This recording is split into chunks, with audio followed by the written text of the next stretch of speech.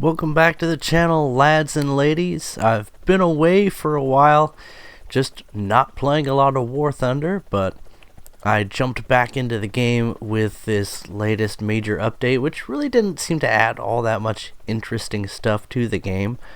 But there is a really neat little American helicopter. The little bird finally coming to America. So... I'm such a dork. Why do you guys watch my videos? Anyway, few of you do now, but that's fine. I haven't been making YouTube videos. I've just been sick for 3 months constantly. But I'm eating really healthy and I'm doing fine. You might hear me being a little bit crusty. That's the new phase of this super virus that we created. But you know what? I'm doing fine. And we're back in helicopter PvE to grind out the new helicopter, and I also watched a video on an exploit that you can do with Heli PvE to get silver lions, but it's kind of scummy, and it's one of those things that just might get you banned. So I'm not gonna risk my thousands of dollars of investment in War Thunder for that bullshit. Even though I am pretty low on silver lions, and I don't think you actually would get banned, but you know, the risk of losing your free-to-play account versus the risk of losing your very, very expensive, wasting too much money on War Thunder because it makes you feel good for a little while account is qualitatively different. But I'm not here to flex my poor spending habits. I'm here to attack some ground targets, and this is really where Heli PvE continues to shine. Other than the fact that SPAA are just way too powerful in this game mode, they haven't really been adjusted down the way that other SPAA have been adjusted down in Air RB. So this is still, you know, everything in Heli PvE is kind of moving in slow motion. They're still basically running off of the same gameplay dynamics that they had a year ago, with a couple of exceptions, and we'll get into those. But they did add the more complex damage models, vehicle models, that they were using in Air RB for a while before they added them to Heli.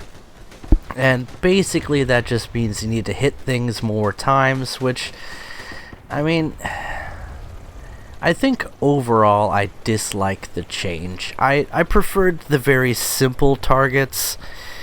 You do pick up more hits and assists out of these advanced models, but I think in the end it just makes things harder to kill, which makes things significantly more difficult for people that are grinding out modules. You know, if all you have is rockets and you have to hit, you know, whack-a-mole with the crew, or manage to hit ammo and make it explode, or set a single engine fire, yeah, you're not going to have as good of a time as when your rockets could land near something and get you the kill. You know, Gaijin was just kind of being like, yeah, there you go, buddy. I know you're suffering. You just kind of have a good day. Let's play whack-a-mole for a while.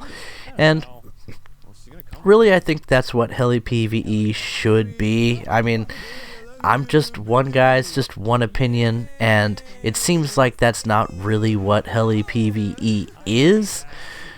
But your realism, you know, not really important in this game mode, I think. Just making it fun and low-key, a little more relaxing way to play War Thunder would be my favorite way for this game to evolve. But, maybe that's not maybe that's not what everybody wants. You know what?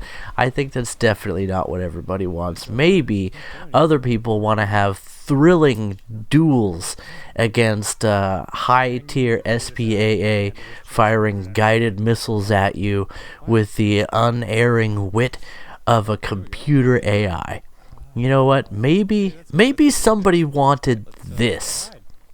What is this? Well, this is a thrilling duel against an SPAA. You didn't know that? as we wait half a minute for our guided missiles to arrive. There we go. We got an incoming missile, and we have outgoing Hellfires, and I'm using my rockets here to try and wild weasel this missile for me, because that's realism, right? Is that what real pilots do? Is when they're being fired on by ground-based missiles, they shoot some unguided rockets to make those missiles explode prematurely? I'm sure that's what happened in real life. Realism. Way better than just making this whack-a-mole little, ant-crushing simulator. No. We gotta make people earn it in the weird, obscure, arcane way that you earn things in War Thunder. It's always a battle of the nerds over here. It's like, do we want realism, or do we want a game that's actually fun?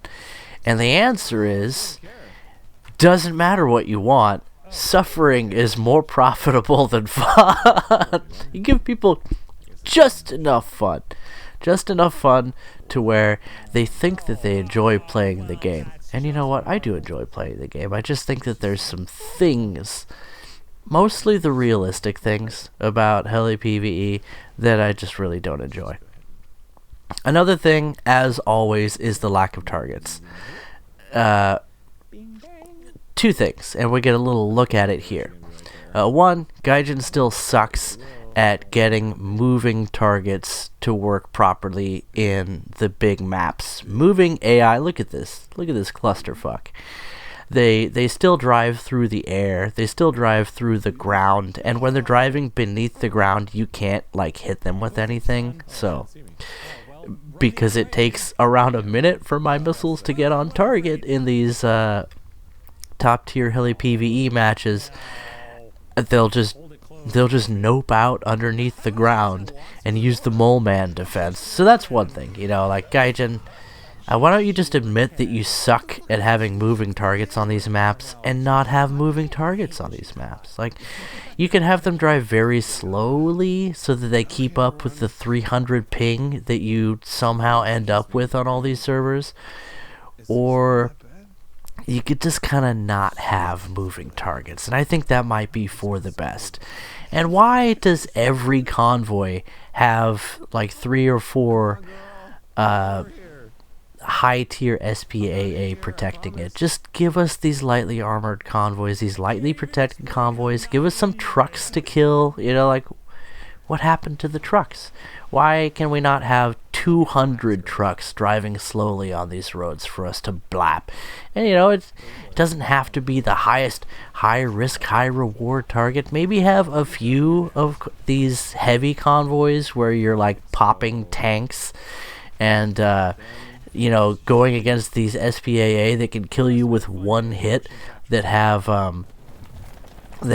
radar guided autocannons. And this is the new thing that I've encountered here.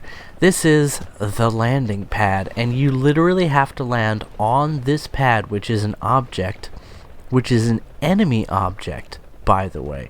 And spoiler for the rest of the video, this object is destructible by any amount of damage, and if you destroy that enemy object, you cannot land on it and achieve the objective.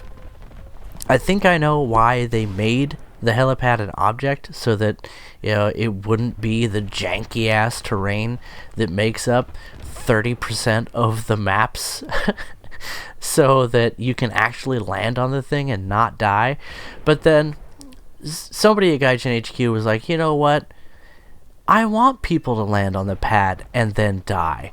So it's an enemy object, it can be destructible by any amount of damage, and then not only is it impossible to complete the objective of capturing that zone by landing on the pad, because there is now no pad, but also the wreckage model of the pad destroys helicopters. So they fixed a problem by reintroducing a new problem, and also, by proxy, reintroducing the problem itself. Top work. They clearly have their top men working on the problems in Heli PvE. You know, it's kind of fun to come back to a game mode after like 4 months and notice that the only problem they fixed was a problem that didn't really exist, and also they didn't fix the problem. It's good to know they've got their top men working on this game mode. And you know what? It is still a fun diversion from War Thunder, and it is much more chill and relaxed to be in one of these matches with 300 ping and 3 players than it is to just constantly PvP all the time in War Thunder. And I still hold the opinion that a PvE would be a great break from the PvP stressful grind of War Thunder, that unpausable high stakes action that makes you yell at your kids. But Gaijin has just been so bad at introducing PvE. I mean, they have ambition, but there's a balance between ambition and execution, and what they've executed, it occasionally shines, but more often than not, it just kind of doesn't work, because here we go. I swear to you, this is a replay. I swear to you, I was aiming at that tree. Alright, in the replay, it looks like I hit like right next to the helipad, and you know what? If I wasn't dealing with this just weird ping that I have no idea why, I was sitting at like 200 ping the whole time I was playing this map, but I was. Maybe they put me on, you know, like a European server, even though I'm not queued up for anything other than US servers. But anyway, this is Heli PvE. Overall, I think that helicopter game modes were best when they first came out. Just small scale, executed simply. I think PvP was a serious problem, and PvE would have been a lot better, but they should have stuck with the small maps and the small scale, because when you put heli action on huge simulator maps, it's a lot of just flying around doing nothing, and by the time you show up, all the targets have already been destroyed, or the SPAA are there, and unless you're using guided ammunition, which is something you have to unlock for most helicopters, you're not going to have a good time. So, needs work is what I would say. But in a very simple way, helicopter action is best when it involves helicopters and it has action. And it's never going to be balanced for PvP. I think we've seen that in all game modes where you can play a helicopter. The PvP is just not balanced.